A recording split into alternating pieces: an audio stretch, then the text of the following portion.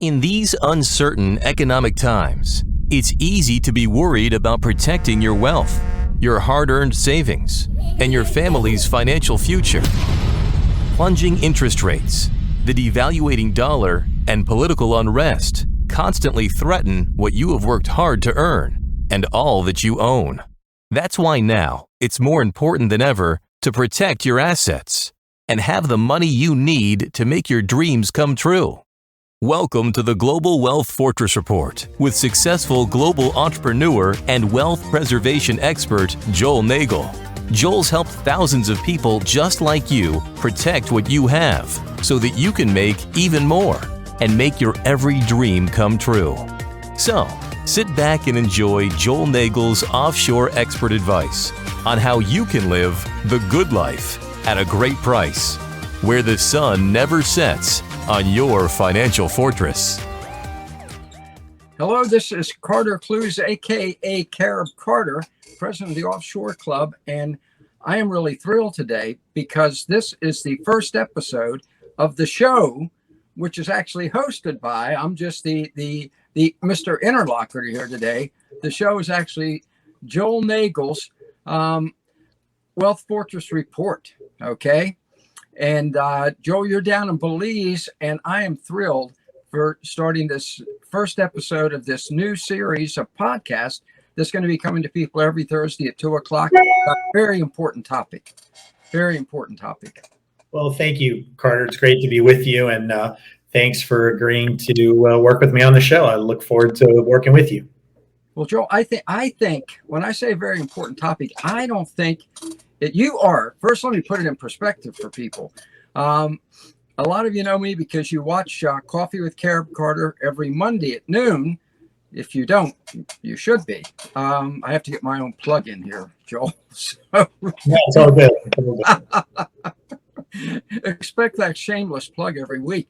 But it's very, very timely because I don't think that asset protection, which you are the maven of asset protection. Folks, Joel is America's #1 asset protection attorney, okay? So if you have any assets, you know, from a couple bucks to a couple million, this is a vitally important show. The entire podcast series that's going to be coming up for the next weeks, months, hopefully years. And Joel, particularly this episode, at a time when you get the calls from clients coming to you for asset protection. Let me ask you a question. And folks, I don't know the answer to this, but I have a feeling what it's going to be. Have you ever had more of a deluge of people coming to you worried about their assets?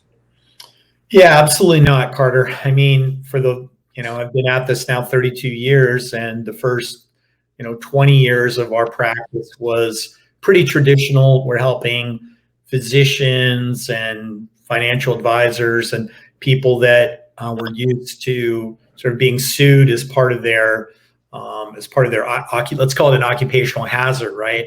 That's classic asset protection, but we've seen it spread in so many different directions, from people worried about the value of their currency, right? Protecting their nest egg from a purchasing power perspective to, protecting their most important asset, which is themselves. We see more and more people concerned about our country, their ability to travel. I think COVID drove that point home. At one point, the U.S. passport, which allowed visa-free travel to about 150 countries, at the height of COVID, dropped to only 26 countries. So all of a sudden, people couldn't travel. People worried about the value of the dollar. They're worried about being sued. They're worried about taxes. They're worried about, leaving money to their children. All those things play into asset protection one way or another. So it's a very broad topic. Don't think that, I'm not worried about being sued, so I don't need to worry about asset protection. It's certainly much, much broader than that. Well, absolutely. And I want to point out, I want to reiterate, because I referenced it a few minutes ago, that if people have, a lot of people think, well, if I was a millionaire or a multimillionaire, then I'd worry about asset protection. But all I have is my home and a small bank account. Let's right at the outset here, the first episode of the Wealth Fortress Report. Let's address that, Joel. Yeah, sure. I mean, everybody's worried about their assets. And in fact, I would say people who have less assets worry about them more because they can't be replaced. So frequently I'll get a call from somebody who's maybe newly retired. They don't have huge assets, but it scares them to death. They're worried that they're going to outlive their money. They're worried if something goes wrong, maybe a lawsuit or, hyperinflation. I mean, I think that's the thing on many people's minds right now with the government just printing. I don't know about you, but, last time I went to the grocery store, I was absolutely shocked. I mean, everything is going up in price. And, if hyperinflation continues and your assets are fixed assets or denominated in dollars, let's say fixed pensions and Social Security and things like that, then of course you worry about asset protection. You can see the purchasing power of your money eroding right before your eyes.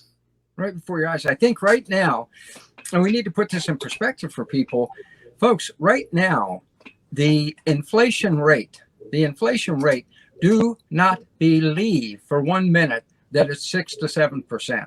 Now, I know those of you who do like I do and do your own shopping know it ain't 6 to 7%, okay? But if you go to, and I know you're familiar with him, John Williams at Shadow Stats, okay? Absolutely. This is someone you can rely on. He's never been a politician. He says that right now it's at 13.4% and skyrocketing. Okay, I can certainly believe that. I mean, even the government's own official statistics, they exclude so many things. They exclude, energy. They exclude, food. It's just absolutely crazy. And if you look at something, and I'm not putting in a pitch for any particular investment, we do broach investments on this show, but not as an investment advisor, but from the standpoint of asset protection. So if you look at something, whatever you want to pick real estate, you want to pick gold, for the younger people, you want to pick Bitcoin. Why are all those things surging? Well, they're surging because, nobody wants to sell you whatever good that is in yesterday's dollars. They're going to reprice it based on the exact inflation rate that you're talking about. And look at Bitcoin, for example. I mean, it's. I think this morning I looked at $63,000. It's just off of its all-time high. And the more the government prints, the more inflation there is. You're going to see that price just continue to go crazy. A lot of people are talking about Bitcoin going over 100,000. We're talking about gold going over 5,000 or 10,000. And these people think it can't happen. Hyperinflation in the U.S., it absolutely can. If you go back to Germany in the 1920s, it took 2 years, only 2 years, for the price of gold, which was fixed. 1 ounce of gold was 100 Reichsmarks. And 2 years later, the same ounce of gold was 100 trillion, and that's with the T, 100 trillion Reichsmarks. By that same ounce of gold. What were those numbers again? Give me those numbers again. From 100 Reichsmarks for an ounce of gold to 100 trillion Reichsmarks for an ounce of gold in 2 years. 2 years. So, if anybody thinks, oh, well, this can't happen, it's not going to happen. You've heard the administration talk about transitory inflation. I honestly don't know what that term means. I don't know that any economist worth his salt would agree with that concept that, I guess the notion is that because some of the supply chain has been disrupted, we're having these very temporary bouts of inflation. But, that's simply not the case.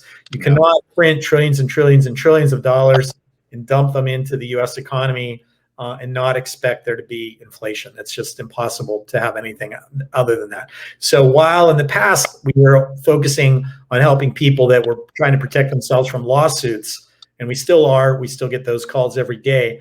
But the bigger concern, going down to the question you asked, somebody that's got $50,000, they have a $200,000 home, they're on Social Security, they're on a fixed pension.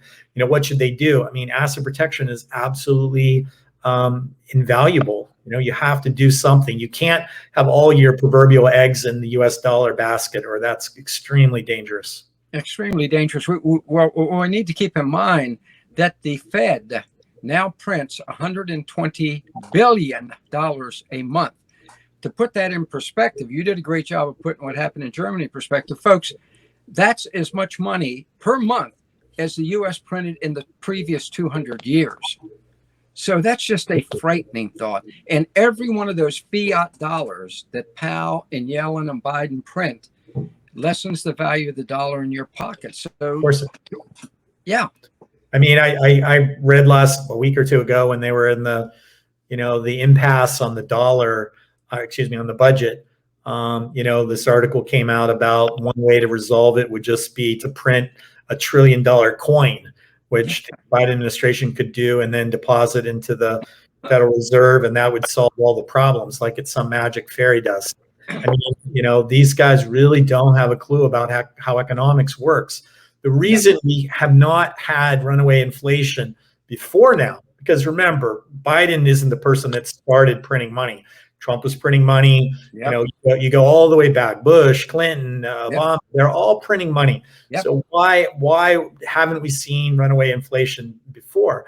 I mean, first of all, we export inflation to other countries because other countries are even worse than the U.S.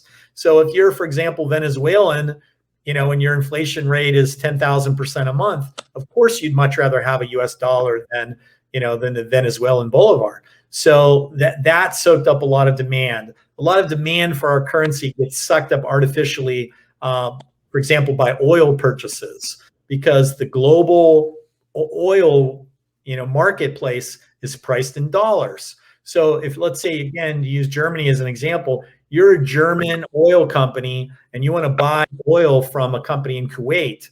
Can you use your own currency, the euro? No, you can't. No, you can't. You have to buy dollars, then use those dollars to buy oil. So that creates tremendous artificial demand for our currency every day. But, and sometimes people will ask me, when will the crash of the US dollar take place? I say, look, I'm not Nostradamus. I don't have any, special insight or crystal ball. But the minute that you read on the Wall Street Journal that the OPEC countries have changed the base currency of oil from dollars to anything else, let's just say euros. Now, all of a sudden, instead of the German changing his euros to dollars to buy oil, it'll be you and me changing our dollars to euros to buy that same barrel of oil. The pendulum will have completely swung from one end to the other. And, just to keep it in perspective, when the pound sterling, it wasn't immediately at the end of World War II. It was, about 10 years later in the 50s. That's right. In the Suez Canal, there was a moment in time when this pound sterling stopped being the world reserve currency. And when that happened, the pound sterling dropped about 40%. And I have no reason to believe that we would have any different experience. If all of a sudden, you already see the cracks in the wall. The Chinese and the Russians are trading in their own currencies. You have more and more countries hostile to the U.S. not wanting to trade in dollars.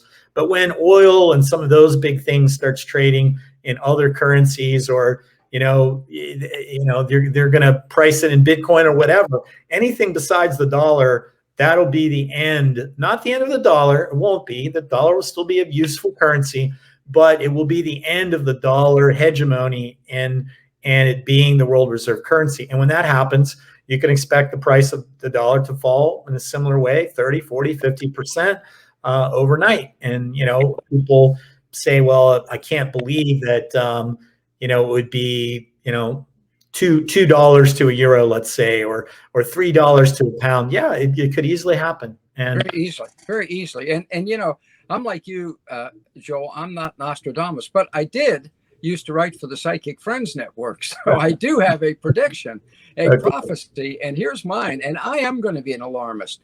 Folks, Joel, your analysis was so brilliant because it was 1956 when that happened, the Suez Crisis. And folks, think about this.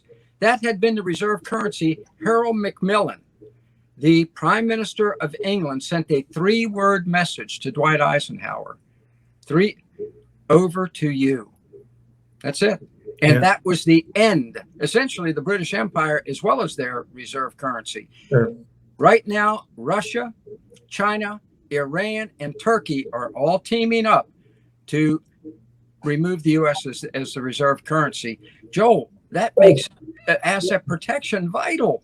Of course, and unfortunately, again, it's not just the Biden administrations before him as well, but they weaponize the dollar, right? Yes. And the dollar should be our currency. It should really have nothing to do with being put in a position of being weaponized. The minute you weaponize it, then you create allies and you create adversaries, and we've created more and more and more adversaries.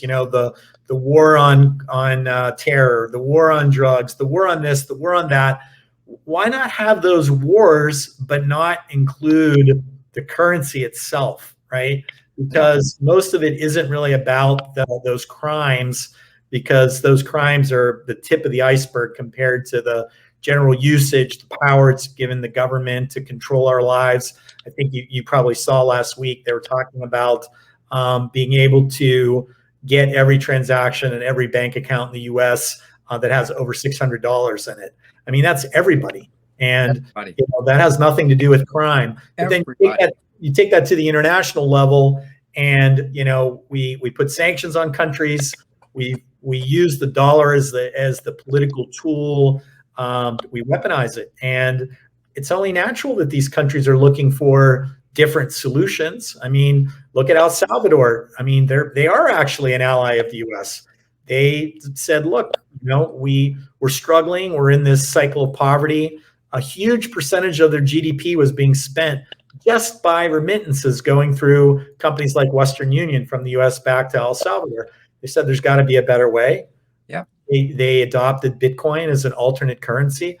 And, I talk to friends down there and they tell me every day planes show up, a couple hundred, young Bitcoiners get off in their T-shirts and shorts, and they come and figure out what they're going to do next. They're going to start a mining operation. They're going to build a hotel. They're going to this, they're going to do that. They're excited about El Salvador. Many of them didn't even know where El Salvador was 2 months ago, but they're excited. And one of the reasons they're excited is because it's an alternative to the dollar. One of my clients called and said, "Hey, I want to buy a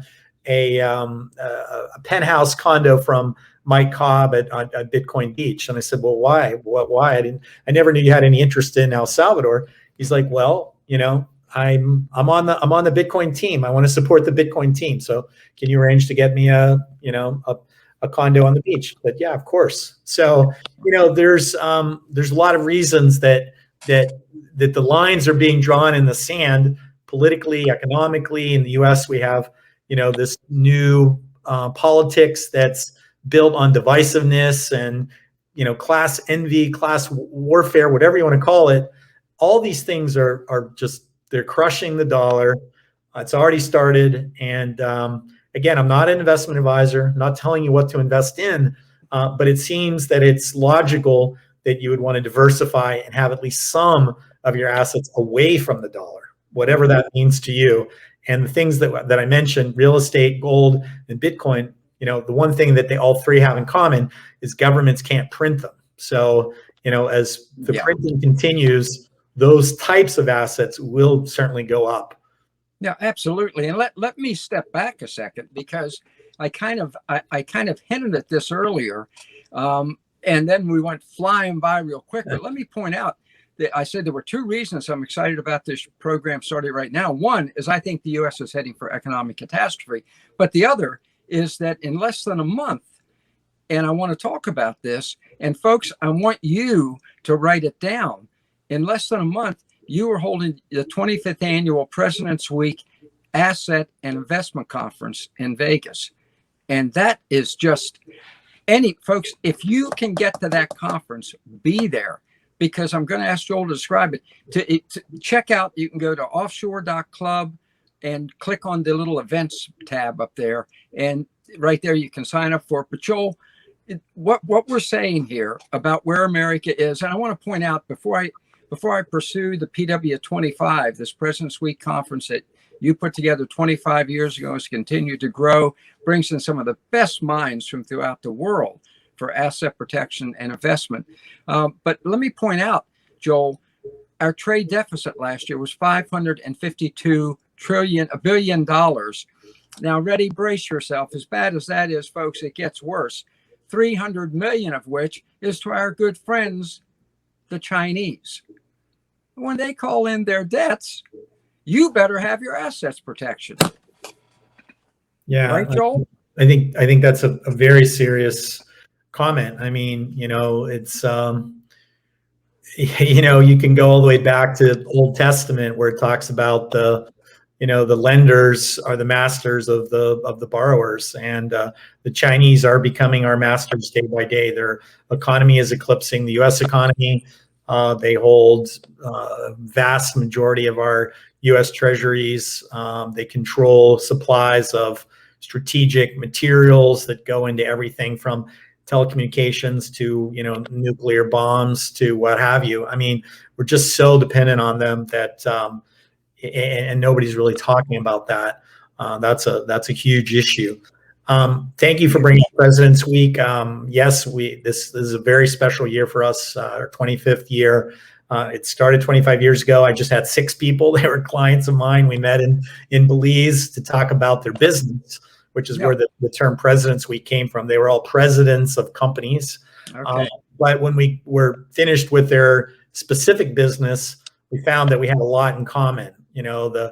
With challenges that we have with our families and with government and with taxes and estate planning and on and on and on. So it was a very casual event. We had a number of meals together.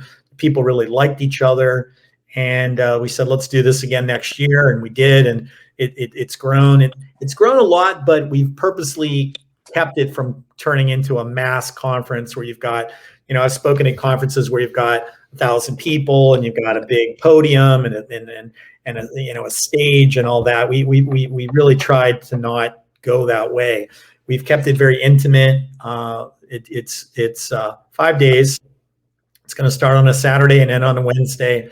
Over the years, the number of speakers has grown. We invite in people who want to address that same group, whether it's lawyers, accountants, insurance, bankers, all the professional people. We brought in economists, political people. The event it's pretty libertarian, honestly. It doesn't favor mainstream politics, Republican or Democrat per se. Right. It's very libertarian. One of our regular speakers for many years was Harry Brown, the 3-time presidential candidate for the Libertarian Party, and he always had a very unique take on things. This year, our keynote speaker is Dr. Ron Paul. We're really, really pleased to have him there. Fantastic. Fantastic. We have G. Edwin Griffith, who wrote The Creature from Jekyll Island about the creation of the Federal Reserve System. I had no idea you had him. He's coming, and folks, he is worth coming to this thing just to meet him. And by the way, you said it's November 13th to 17th, right? Yeah, that's correct. In Las Vegas.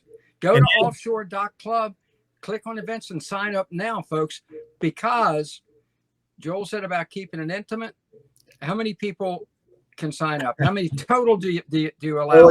We're not going to let it go over 75. We've set that as a hard number. We do have a virtual streaming option. We will let people to continue to sign up for that. But the whole idea of keeping it small, we also include all your meals. It's not an inexpensive conference, but it's very intimate. If you want to have lunch with Ron Paul and have a coffee with Ed Griffin and some of our other speakers like Mike Cobb. Porter Stansberry is coming. He's been a great longtime friend of mine, and really top-notch people. And the reason the speakers come is they value the relationships they make with these outstanding attendees, and conversely, the attendees enjoy the relationships and the ideas. It's not just, get up, talk, and then leave. It's, people come with problems. Frequently I'll see a little group. Somebody will say, hey, I have this issue. And I'll say, well, grab that accountant over there and that lawyer over there and that banker over there and get together and, sit for half an hour. I'm sure you can work it out. So it's really designed to really help people. We have one of the attorneys who's coming has been, his name's Christopher Braun, and he's been following every aspect of the new tax legislation since back in April when President Biden proposed it. He analyzed all of the proposals, the counter proposals, the KPMG analysis, and of course that it hasn't passed yet. There was a lot of pressure that it was going to be part of the budget reconciliation, the bill to extend the budget, the deficit limit, but then they uncoupled that. So that was passed, and the new spending bill hasn't passed, and the new tax legislation hasn't passed. And of course, there's still a lot of uncertainties what's going to happen. You have Democratic senators like Joe Manchin who aren't necessarily walking in lockstep with the administration. I'm sure there will be some kind of compromise, but people come to an event like President's Week because literally they want to hear, okay, last week this is what happened, and now this week you have basically from the middle of November until the end of December. So you're going to have 6 weeks to do whatever it is you need to do. And I can't even tell you what that is because the law hasn't passed yet. But if you want to be at that kind of cutting edge, here's what happened, here's how you protect yourself.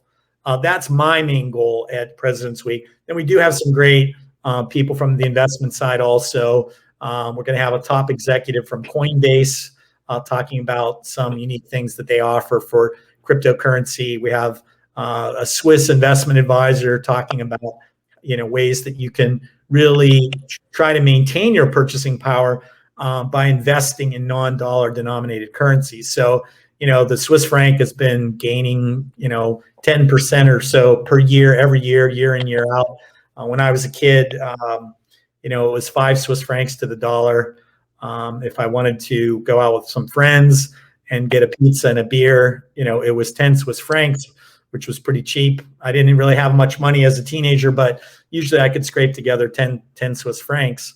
That was $2. And, if you could find the same pizzeria and get the same pizza and the same beer, it costs the same amount, which is highly unlikely. But if you could do all those things, that same 10 Swiss francs today, instead of being $2 would be $11. Wow. That's how far the dollar has fallen, just in my adult lifetime. So, there'll be people talking about that, ways to, insulate your family from some taxation using different types of insurance strategies. We'll have people talking about citizenship, second passports, because after all, your most important asset is yourself. So you want to be able to protect that. So that's what we really do at President's Week. It has grown. One of my assistants literally works on that conference all year long. Literally within a few weeks of the conference being over, we're already working on the next year. And this year, with it being our silver 25th anniversary, we wanted it to be really special. And a number of the speakers have spoken over the years. And when they heard it was the 25th anniversary, I'm pretty pleased to say that I don't think we had one person say no. So we have really great speakers coming from all across the country and all across the world, assuming they can get in, because some of them are still not sure they're going to be able to get in. But if they can't come, they can't travel to the U.S., we'll have a virtual option for the speakers. There's also the virtual option for the attendees. So if you don't want to travel to Las Vegas, you can sign up for it. Obviously, you won't get the meals, the cocktails. You won't get those things, but you'll get all the programming, which will be about 25 hours of programming. Joel, you reel off these names here. This is including you and Mike Cobb, Ron Paul, Gibbons. This is what I call a major mastermind group. Anyone who's concerned about your assets, this is the mastermind group you need to be part of. Go to offshore.club, click on events, and let me re-emphasize how great a threat, how important this event is because of the threat to your assets, folks. I want you to keep in mind, politics is all I've ever done, okay? I was a top political operative in Washington. Somebody said, whenever you say that, you sound like you should be in a confessional booth, which is true. But these people are coming after you. Right now, they're saying, well, it won't be 3.5 trillion the way Biden wants. But two things to keep in mind. One, it will be. They may act like it's only 2.5, trillion, but under the table, they're going to put everything back in. 2 weeks ago, Biden said, remember, all we need to do is pass these things. Then we can raise them right away, just the way FDR did. That's what their plan is. And taxes. So Yellen goes before Congress, Joel, and says, well, remember, repugnant person, remember, we're only going after the wealthy. And one of the Congress said, is that why you're going to invade the bank accounts of anybody who does $600 in transactions in a year? Doesn't sound like the wealthy. Well, of course not. It's a lie. It's coming down. I'm going to say one more thing, Joel. And folks, when you hear this, it'll make you say, I need to talk to Joel Nagel. Okay. Section 2 of the Dodd-Frank bill. Section 2 of the Dodd-Frank bill says that banks can seize your assets in times of a financial crisis. I wish I were making that up. I am not making it up. Yeah, no, that's true. And look, the whole banking system was completely federalized between the bailouts and the Patriot Act and all this. You know, the banks are addicted to this government money, so none of them are going to say no. And if, you know, right now, Yellen could send an email out to every head of every bank in the next 30 seconds and freeze everybody's account, and that would be it. And so, yeah, I mean, you know, just touching back on the conference, one of the things that the reason that we don't allow it to grow is because we want that interaction. We want the people who do come to have a really, really special experience. I know that Ron Paul, for example, just had his annual conference in DC, had like 3,000 people there. So, you know, even if you were a major donor, you might have had an opportunity to have your picture taken with him and shake his hand. But at our event, you know, he's there with 75 people. You know, he's giving a speech. He's going to be part of a round table. He's going to do a fireside chat. He's going to do a book signing. He's going to sit and talk to whoever wants to talk to him. And, you know, Ed Griffin, the same way. And by the way, Ed's celebrating his 90th birthday at our event. Wow. I mean, that's just unbelievable. The man is, I hope I can be, you know, well, first of all, I'm not even sure I'll make it to his age, but I hope I can be half as spry intellectually as he is when I get there. So it really is about identifying the problems and coming up with solutions. And is it perfect? No, you know, but we're thinking about it. We're asking the right questions. We're trying to come up with the right solutions to keep you one step ahead, because like you say, that some of these forces out there are nefarious and they don't sleep. They work around the clock. And, you know, we get these 3,000 page bills and nobody even knows what's in them.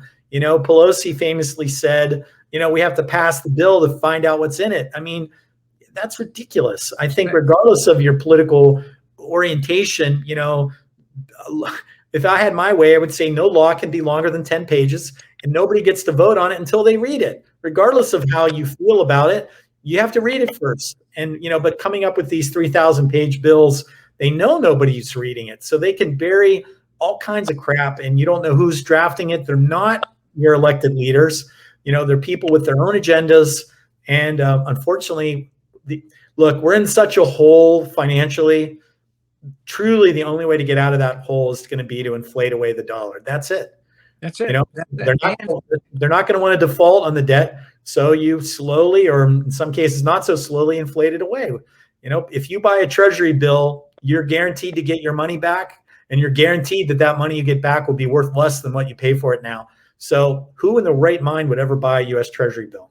Well, you're precisely right. And in these bills are the taxes. The taxes. They're going to keep spending, destroy the currency. And as they do it, as government becomes less and less solvent, they're going to say, we need more money from government. Let's tax the American people more. Look, buried in this $3.5 trillion welfare bill, it's a welfare bill.